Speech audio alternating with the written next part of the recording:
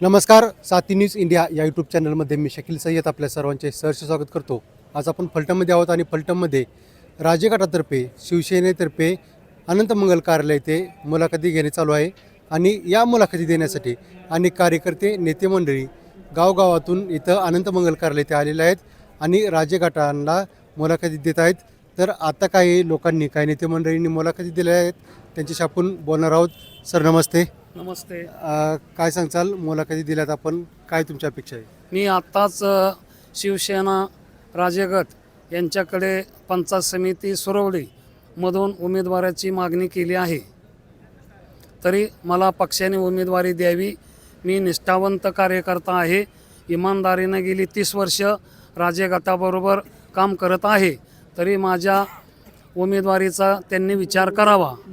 आम्ही सदैव रामराजे, संजीवराजे, रघुनाथराजे, अनिकेतराजे यांच्या बरोबर आहोत, तरी त्यांनी माझ्या संपूर्ण त्यांच्याबरोबर असलेल्या निष्ठेचं फळ म्हणून मला त्यांनी पंचायत समिती सुरवली गणमधून उमेदवारी देण्यात यावी अशी माझी त्यांना मी विनंती केली आहे। आपलं नाव आणि गाव सांगा।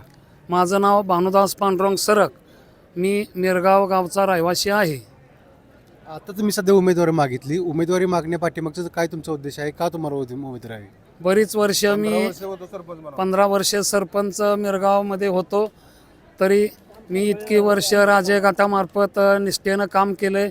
त्यांच्याशी प्रामाणिकपणे मी काम केलेलं आहे, त्यांच्याशी कधी गद्दारी केलेली नाही, तरी त्याचं फळ म्हणून मला त्यांनी उमेदवारी द्यावी।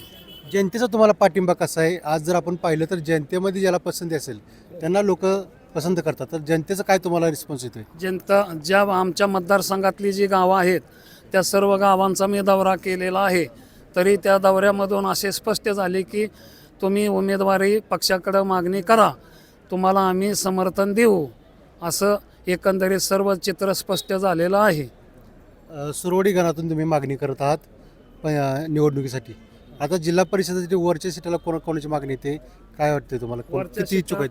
वरच्या सीटाला आता मुलाखती चालू आहेत, तरी आता नंतर याचं चित्र स्पष्ट होईल काही दिवसात। तर हे होते मिरगाव गावातील काही नागरिक। आपण सातवी चॅनलशी बोलला त्याबद्दल आपले सर्वांचे मनपूर्वक आभार, धन्यवाद।